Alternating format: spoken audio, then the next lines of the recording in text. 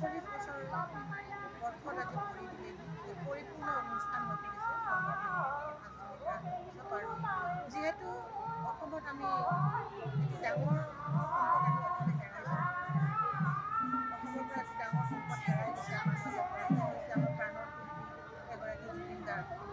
গতিকে আজি ৰাসৰ প্ৰত্যেকটো দিনাই প্ৰত্যেকটো গধূলিয়ে আমি তেখেতৰ স্মৃতিচাৰণ অনুষ্ঠান ৰাখিছোঁ, বন্তি প্ৰজ্বলন অনুষ্ঠান ৰাখিছোঁ।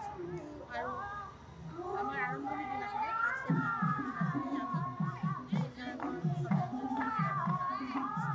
ইয়াৰ উপৰিও অহা বুধবাৰে 12 নৱেম্বৰৰ দিনাখন আমাৰ মায়ামণিত শীৰ্ষক জুবিন গাৰ্গৰ গীতেৰে মাতেৰে সংগীতেৰে এক অনুষ্ঠান অনুষ্ঠিত হ'ব। তাতে সকলো শিল্পী অংশগ্ৰহণ কৰিব পাৰিব আৰু আমাৰ প্ৰাণৰ শিল্পীগৰাকীৰ শ্ৰদ্ধাৰে সোঁৱৰাই ল'বলৈ আমি এই অনুষ্ঠানত সকলো ৰাইজৰ উপস্থিতি বিচৰাৰে কামনা কৰিছোঁ।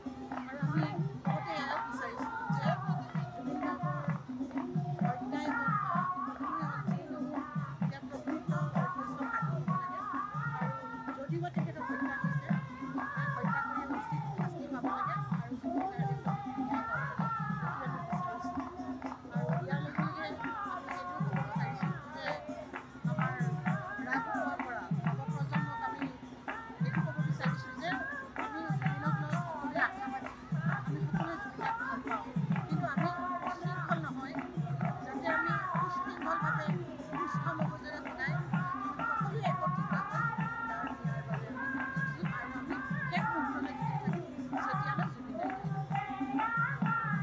আমাৰ চন্দ্ৰপুৰ আঞ্চলিক ৰাস উৎসৱটি যোৱা 5 তাৰিখৰ পৰাই আৰম্ভ হৈছে। 5 নৱেম্বৰৰ পৰা 15 নৱেম্বৰলৈকে 11 দিনীয়া হিচাপে অনুষ্ঠিত হ'ব। ইয়াত আমি বিভিন্ন কাৰ্যসূচী ৰাখি অনুষ্ঠানটো অনুষ্ঠিত কৰিব বিচাৰিছোঁ। বৰ্ণাঢ্য কাৰ্যসূচী আমাৰ ইয়াতে প্ৰথম দিনাখনে আমি আচলতে ভূপেন্দাৰ যিহেতু এটা তিথি আছিলে, সেই বাৰ্ষিকীটো আমি উদযাপন কৰিবলৈ মঞ্চত গীতে মাতে গীতৰ ক্ষমতা ৰাখি তেখেতৰ গীতৰ বাক্য আধাৰতে।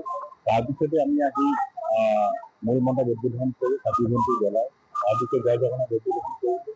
আকৌ আহি পেলাই আমি আমাৰ যিখিনি সৰ্বগামী হৈছে উদ্যোক্তা কৰ্মকৰ্তাসকল তেখেতসকলৰ স্মৃতিত আমি স্মৃতিচাৰণ কৰি জুবিন গাৰ্গৰ স্মৃতিচাৰণ কৰিছোঁ। তাৰপিছতো শ্বহীদ বেদীত আমি শ্বহীদসকলক স্মৰণ কৰিলোঁ।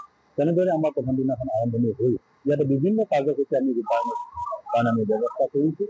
বৰ্ণাঢ্য কাৰ্যসূচী বুলি কওঁতে আমাৰ দিহানাম প্ৰতিযোগিতা প্ৰতি বছৰেই থাকে, নাট প্ৰদৰ্শন প্ৰতি বছৰেই থাকে আৰু আধুনিক নৃত্য প্ৰতিযোগিতাৰ লগতে জাতীয় সাজপাৰ প্ৰতিযোগিতাও থাকে আৰু মনোৰঞ্জনৰ কাৰণে আমি আচলতে ইয়াতে আনন্দ মেলা প্ৰস্তুত কৰি আহোঁ।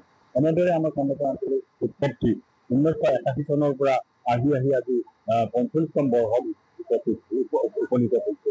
এনেদৰে আমি ৰাইজক অসম ৰাইজক আমি ৰাধা কৃষ্ণৰ শ্ৰীচৰণত প্ৰণিপাত জনাই আমি সকলোকে ক'ব বিচাৰোঁ, আমি আচলতে ভক্তপ্ৰাণ ৰাইজে সকলোকে ভক্তি মাৰ্গ বা সকলোৰ প্ৰতি আনন্দ প্ৰেম এইবোৰ বিলাই দিবৰ কাৰণে আমি ৰাস উৎসৱটি উদযাপন কৰোঁ, যাতে ভৰালৈ শান্তি আহে, মানৱ সমাজলৈ প্ৰকৃতিলৈ যিকোনো জীৱ শ্ৰেষ্ঠ মানৱে এই প্ৰকৃতিত যাতে শান্তি বিৰাজ কৰাব পাৰে, শান্তিৰ বাৰ্তা দিব পাৰে, তাৰ কাৰণে আমি প্ৰতিদিনাখনি আচলতে ইয়াতে ভাগৱত পাঠ গীতা পাঠ কৰা হয় মূল মণ্ডপৰ সন্মুখত।